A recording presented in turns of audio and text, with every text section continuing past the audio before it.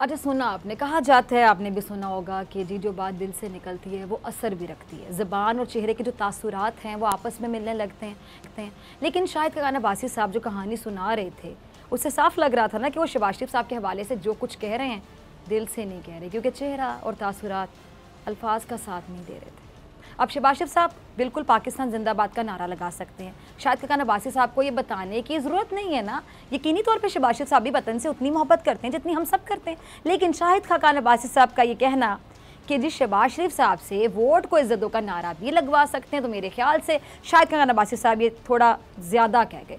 अगर शहबाज शरीफ साहब का बयानिया वोट को इज्जत दो का ही होता तो फिर मज़ाहमत और मुफाहमत के बयानिए को लेकर नून लीग के कायद को मुशावरती अमल क्यों करना पड़ता, करना ही ना पड़ता। और पार्टी में कौन सा बयानिया चलेगा इस पे फैसला महफूज ही ना करना पड़ता। सिंपल सी बात है, सीधी सीधी बातों को ही उलझा देते हैं, पता नहीं अवाम को बेवकूफ़ समझते हैं, खुद को ओवर स्मार्ट समझते हैं।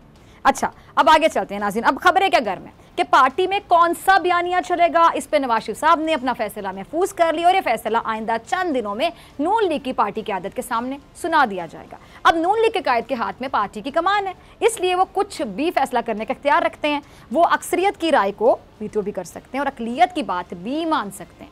अब जाहिर सी बात है कि नवाज शरीफ साहब ने शहबाज शरीफ साहब की बाहमी मुशावरत की पेशकश को भी सामने रखा होगा और वो इस पर भी जल्द अपना फैसला सुना देंगे। नून लीग के कायद का फैसला मेरे ख्याल से सियासत में नया तूफ़ान भी पैदा कर सकता है, नया तूफ़ान।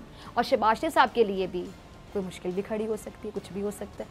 अभी तो शहबाज शरीफ साहब ग्रैंड डायलॉग की भी बात कर रहे हैं। अभी ग्रैंड डायलॉग हुकूमत समेत तमाम रियासती इदारों से होंगे। शहबाज शरीफ साहब तो ऐसा ही चाहते हैं क्योंकि वो समझते हैं कि जी इस बार ताकत के बल पर नहीं बल्कि मुफाहमत के साथ नून लीग को मुश्किलात से निजात दिलाई जा सके। अब यहाँ एक सवाल ये कि ग्रैंड डायलॉग से अगर वो मामला तय पा जाते हैं जो मरियम नवाज़ ग्रुप तय करना चाहता है, तो फिर सवाल ये कि क्या ये एनआरओ तसव्वुर नहीं होगा, और क्या मामला तय पा जाने की सूरत में हुकूमत को भी इसका कोई फ़ायदा होगा, हुकूमत को कोई फ़ायदा। अब मरियम नवाज़ ग्रुप इस सारे खेल को लेकर कह लें कि कश्मकश का शिकार, इसीलिए कभी वो शहबाज शरीफ के बयाने को मुस्तरद कर देती है, तो कभी मरियम नवाज़ साहबा ये कहती भी नज़र आती हैं कि जी मुज़ाहमत होगी तो मुफाहमत होगी, यानी एक तरफ शहबाज शरीफ साहब का बयानिया रद्द कर दिया जाता है और दूसरी जानिब शहबाज शरीफ साहब के बयानिए पर चलने के इशारे भी दे दिए जाते हैं। यानी कह लें कि मैंने कल भी प्रोग्राम में कहा था कि दूसरी ऑप्शन अपनी पॉकेट में रखना चाहते हैं, क्योंकि उनको पता है कि इनका जो घिसा पिटा बयानिया है वो तो नहीं चलेगा, तो फिर दूसरी ऑप्शन किसी तरह पॉकेट में रखी जाए।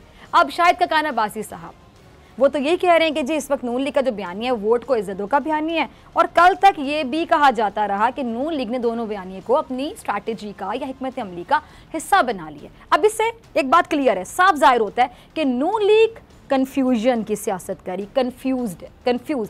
अब आप देखें मौलाना साहब भी एक तरफ पीपल्स पार्टी को अहमियत देने को तैयार नहीं है और दूसरी तरफ उसको नजरसानी करने का भी कहते हैं, यानी अहमियत भी नहीं दें, नजरसानी भी कर लो। वहीं शाहिद खान अब्बासी साहब ये कहते हैं कि पीपल्स पार्टी की पीडीएम में वापसी के लिए उनकी कोशिशें सिफर हैं, और इसी कह लें कि कन्फ्यूज्ड सियासत को देखकर बिलावल भी पीडीएम में वापस आने को किसी सूरत भी तैयार नहीं है, क्योंकि बिलावल कन्फ्यूज नहीं है।